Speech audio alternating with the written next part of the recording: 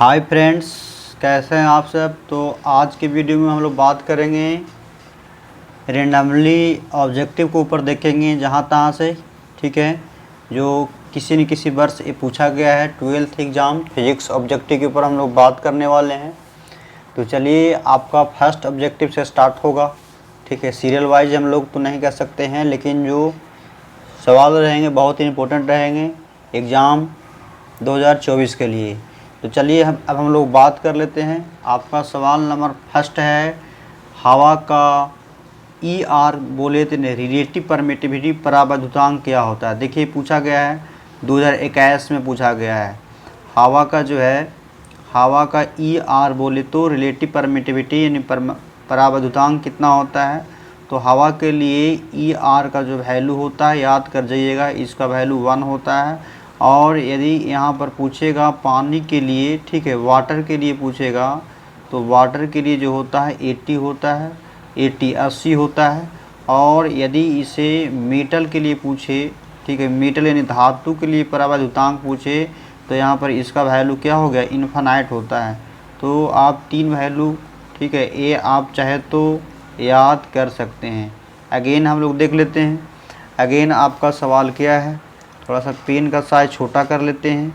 Again आपका सवाल है, विद्युतीय क्षेत्र के एक आवेशित कण पर लगने वाला बल का मान क्या होगा। तो बल को सबसे पहले फोर्स बराबर हम लोग जानते हैं Q इंटू ई होता है।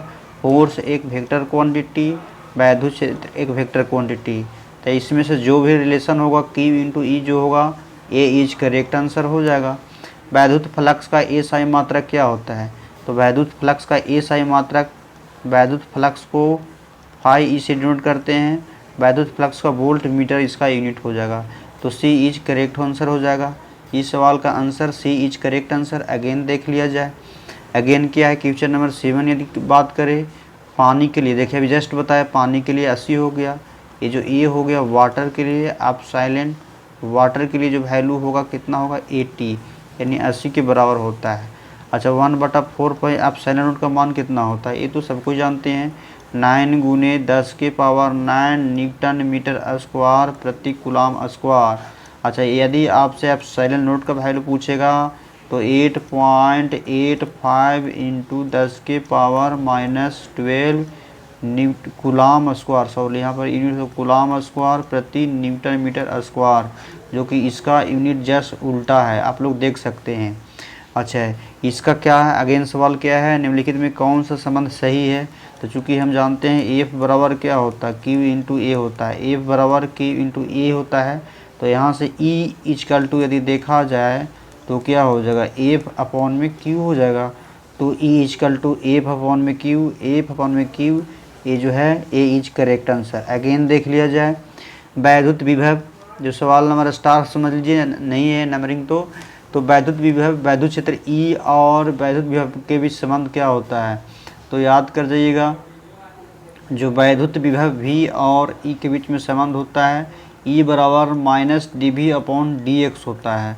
तो dV/dx कहाँ है, तो dV/dx तो नहीं है, dV/dx E बराबर बोथ आर सेम, तो B इज करेक्ट आंसर। निम्नलिखित में किसका अस्तित्व संभव नहीं है। अगेन सवाल ये है, निम्नलिखित में किसका अस्तित्व संभव नहीं है। तो देखिए, ये जो कहाँ से लिया गया है, देखिए ये आवेश का क्वांटिमीकरण से लिया गया है, क्योंकि हम लोग जानते हैं कि Q = प्लस माइनस एन ही होता है। जो एन का जो वैल्यू होता है, यहाँ से एन = 0 होता है, +-1 होता है और +-2 होता है, डॉट डॉट तक इसी तरह से इंटीजर फॉर्म में चलते जाता है। तो एन का जो वैल्यू यदि होगा, यहाँ पर देखिए ट्रिक बता देते हैं, जो 1.6 से डिवाइड हो जाएगा वो वैल्यू संभव है, और जो 1.6 से डिवाइड नहीं होगा वो वैल्यू संभव नहीं है। तो यहाँ देखिए 16 दूनी 32, ये डिवाइड हो जा रहा है, ये 16 मरतबे, एक मरतबे कट रहा है, 16 चौको 64, ये भी हो रहा है 4 मरतबे। तो ये जो वैल्यू है, इसका वैल्यू संभव नहीं है। तो इस सवाल का answer C is correct answer. Again देखिए, अगेन क्या है, विद्युत आवेशों के बीच लगने वाला बल्ब जो है, दो आवेशों के बीच मान लिया Q1 और Q2 दो आवेश है, इन दोनों आवेशों के बीच की दूरी R है, किसने दिया था, तो यही तो कूलाम का नियम दिया गया था, K into K1 into K2 upon में R स्क्वायर, यही तो दिया गया था। तो इस सवाल का answer C is correct answer. देखिए बहुत इजी सवाल है। 1 कूलम आवेश है, Q इक्वल टू कितना है 1 कूलम, दूरी कितना है 1 मीटर है, समान आवेश है तो बल कितना लगेगा, तो F बराबर हम लोग जानते हैं K into Q1 into Q2 upon में R² होता है। K का मान रख दीजिए 9 गुने 10 के पावर 9 और दोनों आवेश का वैल्यू है 1 है तो 1 इंटू 1, ठीक है 1 गुने 1 हो जाएगा और बटा में 1 मीटर स्क्वायर, तो ये सब तो एक ही हो जाएगा। तो वैल्यू 9 गुने 10 के पावर 9 इज करेक्ट आंसर, ये आना चाहिए Newton, C is correct answer होगा। अगेन देख लिया जाए आवेशित खोखले गोले के अंदर, तो आवेशित खोखले गोले का अंदर आवेश नहीं रहने के कारण वैद्युत क्षेत्र की तीव्रता क्या हो जाएगी, वैद्युत क्षेत्र की तीव्रता का मान 0 के बराबर होगी। तो इस सवाल का answer D is correct answer. Again देखिए किसी चालक की धारता का व्यंजक, याद रहे चालक की धारता, ठीक है किसी भी चालक में आवेश ग्रहण करने की क्षमता जो होती है चालक की धारता कहलाती है। चालक की धारता को सी से डिनोट किया जाता है और सी बराबर फार्मूला होता है Q अपॉन में V होता है। जो भी ऑप्शन होगा आपका आंसर होगा, डायरेक्ट फार्मूला पर बेस्ड है, सी बराबर Q अपॉन में V, A is correct answer. Again देखिए अगेन सवाल है किसी संधारित्र की धारता का मात्रक क्या होता है, धारता का मात्रक अभी जस्ट बताए Q equal to C equal to Q upon में V होता है। इसका चार्ज है तो इसका कूलाम, विभव है तो वोल्ट कूलाम प्रति वोल्ट, और इसी को हम फैराड बोलते हैं। और याद रहे 1 फैराड बराबर जो होता है 96,500 कूलाम के बराबर होता है। तो इस सवाल का option number C is correct answer होगा। अगेन देख लिया जाए वैद्युत धारता का बीमा, अभी जस्ट हमने क्या देखा कि सी बराबर क्या होता है, सी बराबर जो होता है सी बराबर Q अपॉन में V होता है और Q क्या है आवेश है, Q इक्वल टू IT होता है। अच्छा इसे देखिए बहुत ही शॉर्टकट हम बता देते हैं। इसमें देखिए ये है ना भाई, देखिएगा यहाँ से ध्यान से, ये जो है V है तो V रहने दीजिए, Q है तो ऊपर में Q रहने दीजिए।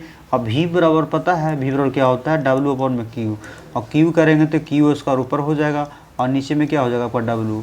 अच्छा Q इक्वल टू फार्मूला होता है IT, तो I इंटू टी और इसका हो जाएगा होल स्क्वायर। अच्छा इसका W क्या है, W का डायमेंशन फॉर्मूला ml² t-2, इतना भी तो याद करना पड़ेगा भाई। तो ये क्या हो जाएगा I का हो जाएगा A² और T², और इधर क्या हो जाएगा ml² t-2, और नीचे वाला को ऊपर भेजिएगा तो पावर में माइनस हो जाएगा, तो m के पावर -1, l के पावर -2 और t के पावर जो हो जाएगा नीचे 2 है ऊपर जाएगा तो प्लस हो जाएगा 4 और 1 के पावर 2 हो जाएगा। तो 12 42 ऐसे भी चाहे याद कर सकते हैं, 2 को माइनस में और 2 को प्लस में, 12 42 है कहीं। तो देखिए इस सवाल का आंसर जो होगा यहाँ पर एक छिपा हुआ, तो इस सवाल का आंसर देखिए I के पावर, देखिए T के पावर 4 है, T के पावर 4 है, T के पावर 4 है, एम ये आपका आंसर होगा एम के पावर -1, एल के पावर -2 और टी के पावर 4 और ए के पावर 2। तो कौन सा आंसर है, जहाँ होगा वही आपका आंसर होगा। तो यहाँ पर देखिए एम के पावर -1, एल के पावर -2, टी के पावर 4, यहाँ माइनस में दिया है जो कि गलत है, यहाँ प्लस होना चाहिए, ये आंसर होगा, लेकिन यहाँ पे प्लस होना चाहिए, आपका एक करेक्ट आंसर है। अगेन देखिए अगेन आपका है 1 फैराड, ठीक है 1 फैराड क्या होता है जस्ट बताए कि सी बराबर Q अपॉन में V होता है, इसको कूलाम बोलते हैं, इसको वोल्ट बोलते हैं, कूलाम प्रति वोल्ट को फैराड, ऐसी कूलाम वोल्ट के पावर -1। तो इस सवाल का आंसर जो होगा B is correct answer. 1 volt बराबर क्या होता है, तो वोल्ट V बराबर अभी क्या होता है, V बराबर W बटा Q होता है, और W को क्या होता है जूल, और कूलाम का ए होता है, तो जूल प्रति कूलाम को वोल्ट को बोलेंगे, तो जूल प्रति coulomb B is correct answer. Again देखिए एक पूरे चक्र के लिए, एक पूरे चक्र देखिए सवाल जो है रेंडमली लिया गया है, ठीक है। एक पूरे चक्र के लिए प्रतिवर्ती धारा का मान क्या होता है, एक पूरे चक्र के लिए तो बता दे कि प्रतिवर्ती धारा का जो ग्राफ होता है ऐसा होता है, और यहाँ एक चक्र के लिए यदि देखा जाए तो यहाँ से स्टार्ट होता है, ये हो गया 180 और ये हो गया, ठीक है 360। अब यहाँ से देखिए ये हाफ साइकिल के लिए इधर प्लस हो गया और आधे हाफ साइकिल के लिए माइनस, और दोनों वैल्यू आपस में बराबर है, दोनों ऐड करेंगे यहाँ से यहाँ तक एक चक्र के लिए ऐड करेंगे, तो प्रतिवर्ती धारा का जो मान होगा पूरे एक चक्र के लिए जो होगा IRMS का जो वैल्यू होगा वो, सॉरी IRMS नहीं बोले तो I एवरेज का वैल्यू होगा, यानी 0 के बराबर होगा, तो इसका वैल्यू क्या हो जाएगा 0 हो जाएगा। अवभाषी धारा क्या होता है? अवभाषी धारा को हम आई नोट से डिनोट करते हैं। अच्छा, एक फार्मूला होता है आई आर एम एस बराबर रूट मीन स्क्वायर वैल्यू बराबर आई नोट अपॉन में √2। अब पूछ रहा है अवभाषी धारा, तो शिखर धारा बटा में √2 होगा, शिखर धारा बटा में √2, यही तो अवभाषी धारा है।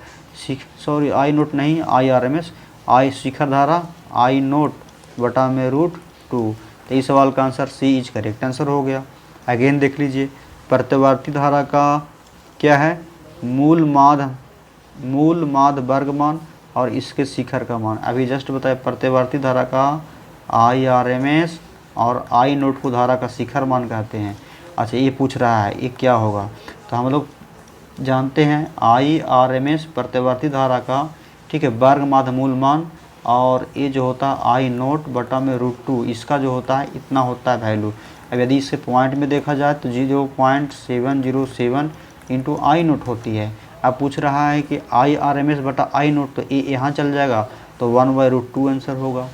अच्छा, अगेन सवाल एल आर परिपथ की प्रतिबाधा, ये बहुत ही बार बताएं भाई, जेट को प्रतिबाधा बोलते हैं। एल आर हम तीनों के लिए बता देते हैं, ये तीनों के लिए होता है r² plus XL² minus XC का होल स्क्वायर।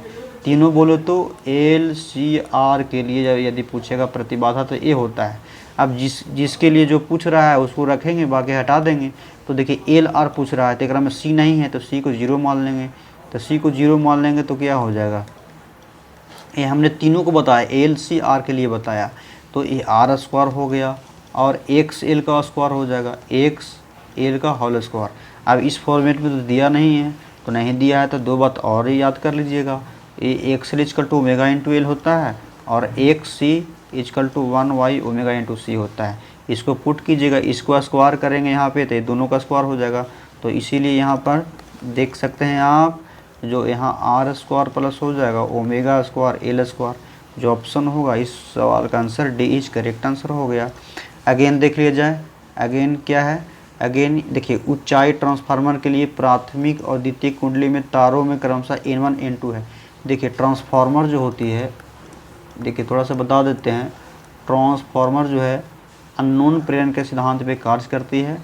और ट्रांसफार्मर जो होता है मुख्यतः दो प्रकार के होते हैं, एक होता है ऊंचाई ट्रांसफार्मर, ऊंचाई, और दूसरा जो होता है अपचाई ट्रांसफार्मर, अपचाई।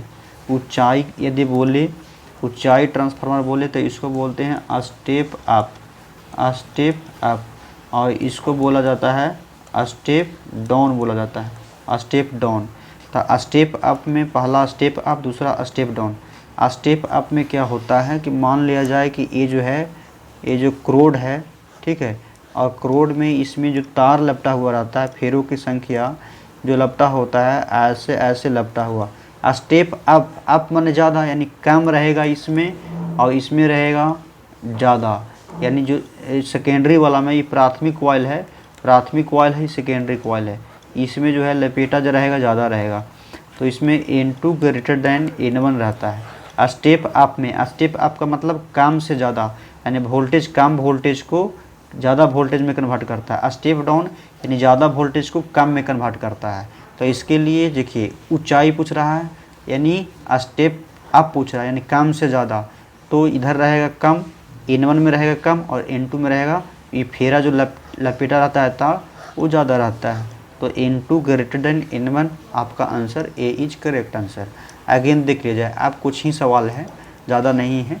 देखिए एक प्रत्यावर्ती धारा का समीकरण, तो सबसे पहले बात रहे प्रत्यावर्ती धारा के लिए समीकरण जो होता है, ये प्रत्यावर्ती धारा ग्राफ इस फॉर्मेट में होता है, और इसका यदि इक्वेशन लिखे तो होता है I बराबर I note sine omega T होता है, I बराबर I note sine omega T. अब यहाँ से इसको कंपेयर कीजिए बाबू, तो I है तो I लिखिए, और यहाँ पर 60 है और साइन है तो साइन लिखिए, और यहाँ पे 100 है और पाई टी है। सबसे पहले कंपेयर करके इसको समीकरण 1 लिखिए, और जो दिया हुआ है उसको समीकरण 2 मानिए। देखिए तो आई नोट की जगह पर कितना लिखा हुआ है, 60 लिखा हुआ है। अब देखिए ओमेगा है, तो ओमेगा की जगह पर कितना दिया हुआ है, 100 पाई लिखा हुआ है। यहाँ पे टी है, तो टी की जगह पर क्या लिखा हुआ है, टी लिखा हुआ है, टी है तो टी है। अब क्या पूछ रहा है, धारा का वर्ग माध्य मूल मान। तो धारा का वर्ग माध्य मूल मान यानी I R M S, IRMS बराबर फार्मूला जानेंगे तब ना बना पाएंगे। तो आई नोट अपॉन में √2 होता है। आई नोट का वैल्यू कितना यहाँ पे मिलाए हैं, देखिए 60 है तो 60 लिख दीजिए, और यहाँ पर √2 है, और यहाँ पर नोमिनेटर और डिनोमिनेटर से √2 से गुना कर दीजिए, परमीकरण जिसको बोलते हैं।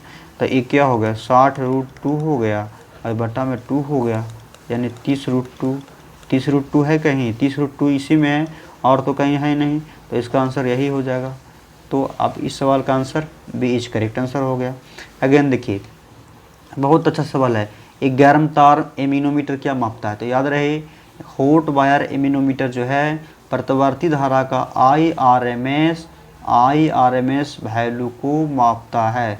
तो इस सवाल का answer B is correct answer. Again देखिए, अपचाई ट्रांसफार्मर में कौन सा राशि घटती है? अभी जस्ट बताए, अपचाई बोले तो इसका मतलब होता है स्टेप डाउन। इसका मतलब क्या होता है? Step down. अपचाई में क्या होता है, इसमें जो क्रोड रहता है, ऐसे जो नर्म लोहा का क्रोड बना रहता है, अपचाई में क्या होता है कि उच्च वोल्टता को निम्न वोल्टता में कन्वर्ट करने का काम करता है। इसमें फेरों की संख्या रहेगा बहुत ज़्यादा, ऐसे बहुत ज़्यादा, और इसमें फेरों की संख्या रहेगा कम। ये हो गया प्राइमरी कॉइल और ये हो गया सेकेंडरी कॉइल। इसमें फेरों की संख्या N1, इसमें फेरों की संख्या N2 हो जाएगा। तब क्या कर सकते हैं कि इसमें जो है अपचाई के लिए जो होगा N1 ग्रेटर देन क्या होता है, N2 होता है। लेकिन इसमें जब जितना भी फेरा की संख्या ज़्यादा रहेगा उसमें वोल्टेज का मान उतना ही ज़्यादा रहेगा। ये ज़्यादा है और इसमें क्या है, कम है, फेरा की संख्या कम है, तो वोल्टेज को क्या कर रहा है, घटा दे रहा है। तो वोल्टेज का वैल्यू क्या होता है, घटा देता है। आधे चक्र के लिए प्रतिवर्ती धारा का माध्य मान क्या होता है? तो आधे चक्र के लिए प्रतिवर्ती धारा का औसत मान जो होता है आई एवरेज बराबर, याद रख लीजिएगा, ये होता है 2I नोट बटा में पाई, 2I नोट बटा में पाई। इसे पॉइंट में लिखिएगा तो 0.626 ऐसे करके आप चाहे तो देख लीजिएगा। कन्फर्म तो इसमें नहीं है, थोड़ा सा कन्फ्यूजन है, लेकिन इसको डिवाइड करके आप चाहे तो 2 बटा में पाई करके डिवाइड कर लीजिएगा।